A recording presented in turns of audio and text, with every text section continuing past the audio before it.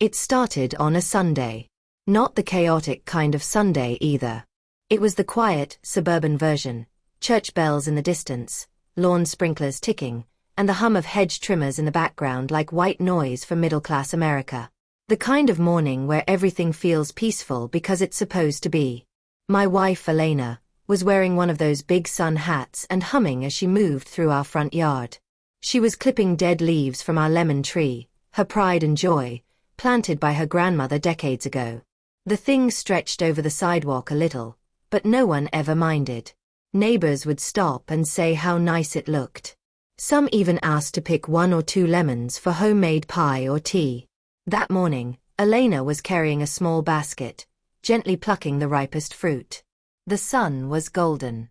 The air was still. Nothing felt wrong. Until the car pulled up.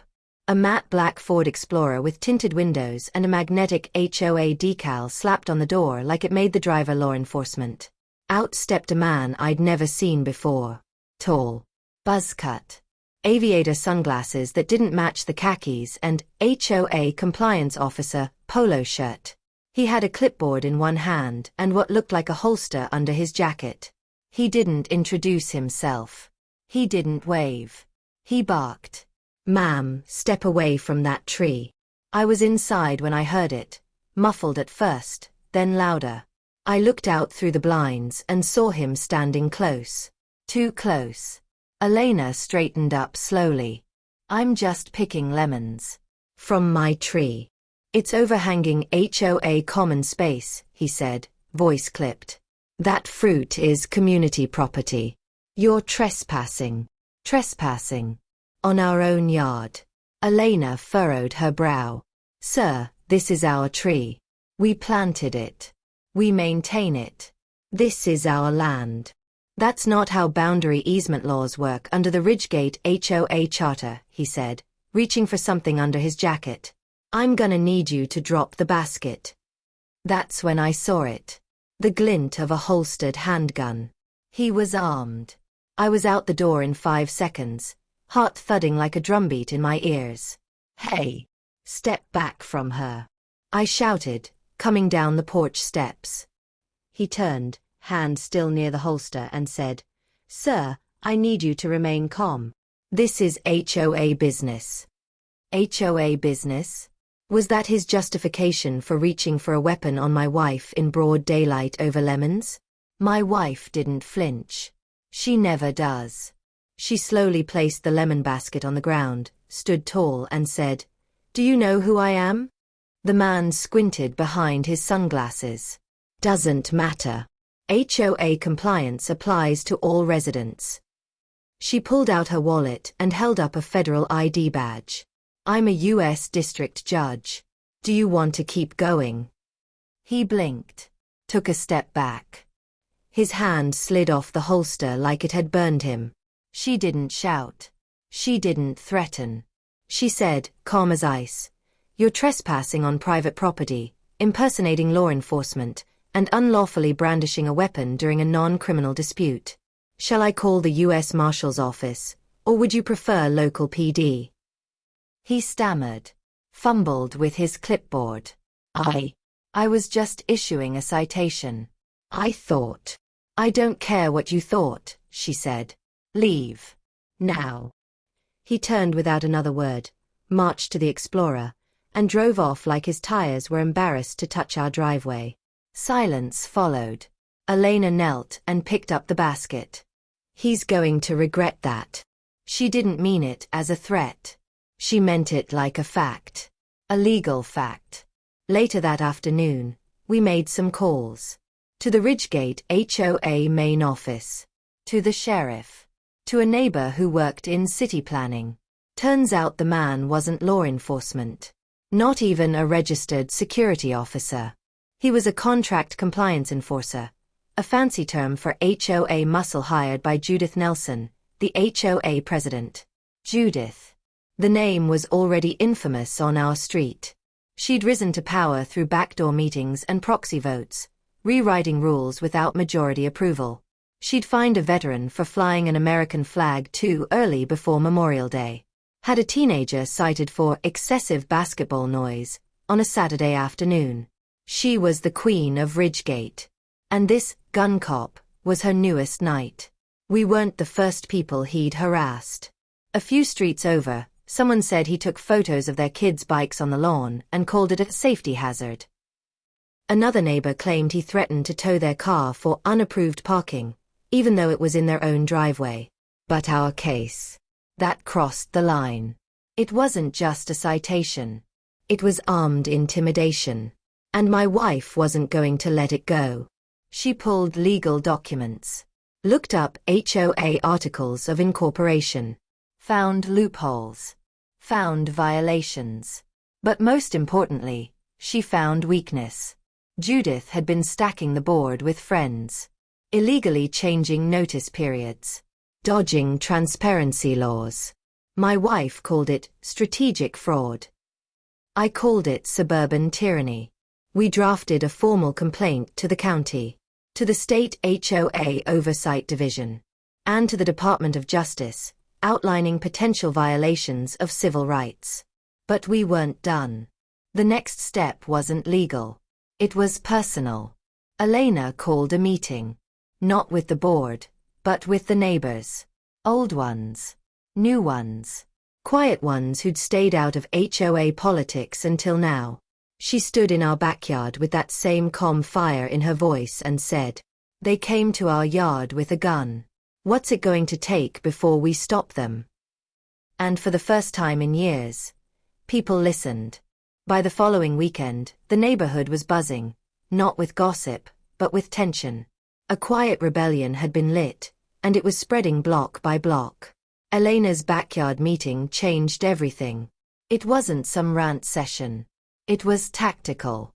She brought handouts, real documents, showing how Judith Nelson and her inner circle on the HOA board had been operating outside the law for months, maybe years. They had skipped public notice on at least 4 new HOA rule changes. They had redefined compliance zones without a vote. And they had used fines as fundraising tools, mostly levied against residents who dared to challenge them. Elena explained it clearly. This isn't about lemon trees or noise complaints. This is targeted control. And it's illegal. The neighbors were quiet at first. But something shifted when she read off the list of residents fined in the last 6 months, and nearly every person there had their name on it. Old Mr. Hughes had been charged $150 for improper mailbox maintenance. Dina from 3 doors down, $200 for her kids' chalk drawings on the sidewalk. A veteran named Lucas, $500 for hanging a flag a day early. Everyone realized the same thing. This wasn't just Elena's battle. It was everyone's. Meanwhile, the man who had threatened Elena with a firearm, Jason, we'd learned his name was, had returned. Not to apologize. Not to explain. He showed up again that Tuesday afternoon in the same black Explorer. This time, he parked outside the Winstons' house across the cul-de-sac. Their kid had left a basketball hoop at the edge of the driveway. Jason was taking photos. Aggressively. Pointedly. Like he was hunting for violations. Elena stepped outside, calm as ever, and filmed him on her phone. She didn't say a word. He noticed. Walked straight toward her and said, "Ma'am, that's against HOA policy. You can't film compliance officers." Elena didn't flinch. "You're not a licensed officer. You're a private citizen. This is public space. And I know the law." Jason looked like he wanted to argue. But he didn't.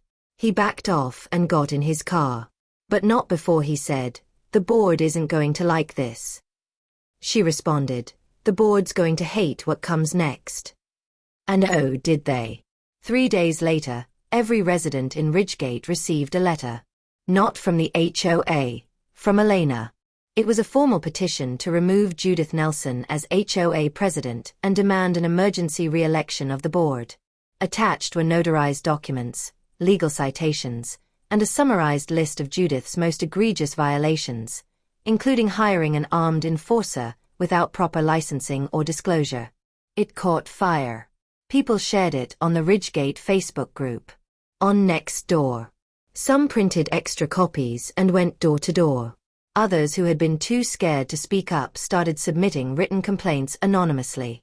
The board panicked. Judith tried to shut it all down. She posted an emergency notice on the community bulletin board and HOA portal. Any resident distributing false legal documents will be subject to fines and possible legal action for defamation. But that only made it worse. Within 48 hours, Elena filed a cease and desist against the HOA itself, citing retaliation against a lawful petition and intimidation tactics by a non-certified armed contractor. It made the local news. A short segment aired on Channel 9. Federal judge files civil complaint against HOA in suburban power clash. They blurred our house, but neighbors knew. And when a reporter showed up trying to get a comment, Elena, cool as ever, simply said, "Sunlight is the best disinfectant." Judith went quiet for 2 days. And then, she struck back. Saturday morning, Elena went outside to find our lemon tree had been cut down. Not trimmed. Not sighted. Gone. All that was left was a sawed-off stump, freshly splintered, with wood chips still scattered across the sidewalk. A printed HOA violation notice was zip-tied to the chain-link fence next to it. Tree posed a safety risk to public walkway. Emergency removal authorized by HOA enforcement. No warning. No permit. No legal process. Elena didn't say a word. She just looked down at the stump. That tree had been in her family for 40 years. She turned to me and said, "Now it's war." That night, Elena went into full legal mode. She filed an injunction with the county, demanding the HOA board cease all unilateral enforcement actions until an emergency hearing could be held. She drafted a civil suit against the HOA for property destruction, emotional distress, and civil rights violations. She even filed a state-level ethics complaint against Judith herself, who, it turned out, had a few financial conflicts of interest, like using HOA fines to hire a landscaping company owned by her nephew. But Elena wasn't done. She used her connections to file a request for a temporary federal oversight review, arguing that the HOA's use of an armed, unlicensed enforcer amounted to paramilitary intimidation under color of local authority. She invoked the Civil Rights Act, the Fair Housing Act, and a clause I'd never heard of called constructive harassment of residents via administrative abuse. It sounded dramatic. It was. But it worked. 3 days later, we received notice that the entire HOA board was being placed under emergency administrative review. Judith lost her powers. Jason was removed from duty. And a special community meeting was scheduled, with media and legal observers present. The mood in Ridgegate changed overnight. People waved when they passed us now. The quiet ones became allies. The passive ones found their voice. But Elena was still calm. Still focused. "Justice takes time," she told me. "But when it comes, it doesn't knock. It kicks the door down." And that door was about to fly off its hinges. The special community meeting didn't feel like any HOA meeting we'd ever seen. Instead of a foldable table with passive-aggressive agendas, there were county clerks with recording devices, a handful of lawyers in suits, and 3 sheriff's deputies standing at the back of the Ridgegate Community Center. No donuts. No coffee. Just tension. Neighbors packed in like it was the Super Bowl. And right in the front row sat Judith Nelson, arms crossed, stone-faced. Her once loyal board members were nowhere to be found. A few had resigned quietly the day the legal review was announced. The others were unable to attend. But Elena? She walked into that room with quiet precision. No fanfare. No entourage. Just a black folder under one arm and a calm fury in her eyes. The moment the session was called to order, she stood and requested the floor. It was granted. And then, she dismantled the entire regime. She started with a simple timeline. Day 1. The lemon tree citation. Day 3. The armed threat by Jason. Day 7. The illegal tree removal. Day 9. The cease and desist. Day 10. The retaliatory warning from Judith. Day 12. The media exposure. Day 14. The state and federal filings.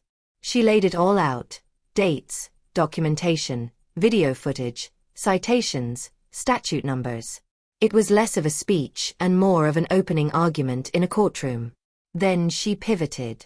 She showed evidence that Jason, the man with the gun, was not a licensed enforcement officer, not a security guard, not even a registered contractor. He was Judith's sister's boyfriend, and he had been paid under the table from HOA funds without approval from the board. Gasps echoed through the room. Then came the financial records. Elena had subpoenaed the HOA's books through a quiet legal maneuver no one saw coming.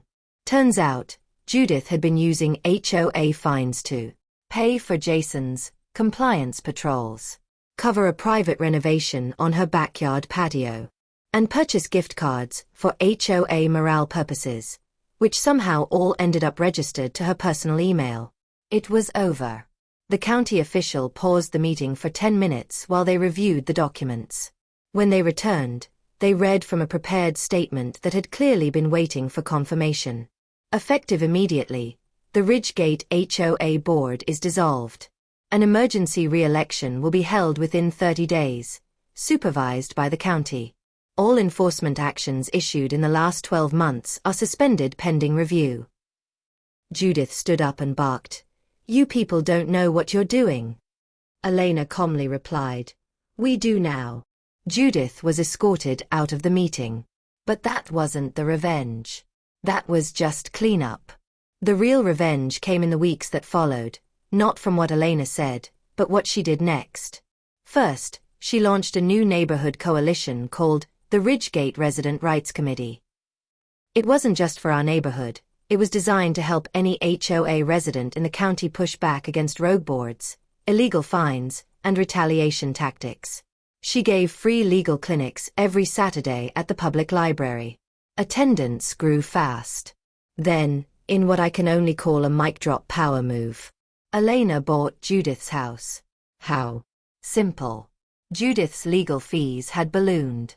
Without HOA money to shield her, she was on the hook for everything, including the pending civil lawsuit for threatening behavior, misuse of funds, and property destruction. She tried to hold on. Took out a second mortgage. But word got out, and no one wanted to buy from or deal with her. Eventually, the house was listed quietly. Elena, through a shell LLC, placed a clean cash offer. 2 weeks later, Judith moved out at 3 a.m., tail between her legs. We stood on the driveway the next morning and watched the movers. Elena sipped her coffee. "I'm thinking raised garden beds," she said. She turned Judith's old house into a community garden. Lemon trees, orange trees, tomatoes, peppers, every fruit and veggie you could imagine. Kids from the neighborhood planted rows of sunflowers along the fence. Seniors came by in the mornings to sip coffee and prune basil. People laughed, shared, built something better. And over the arched entrance, Elena installed a small, metal sign. Clean, simple, poetic. Citrus Grove. Grown from spite. The story spread. An HOA blog called it the most satisfying revenge garden in America. Elena was invited to speak at a housing rights conference in D.C. She didn't go. She stayed here, watering lemons, smiling with neighbors, teaching people how to fight back with dignity and law, not threats. I asked her one day, why go so far? She looked at the citrus trees, the kids playing nearby, the wind rustling over the fence Judith once used to block everyone out. And she said, because fear only wins when silence holds the mic. I made sure the right voice took it back.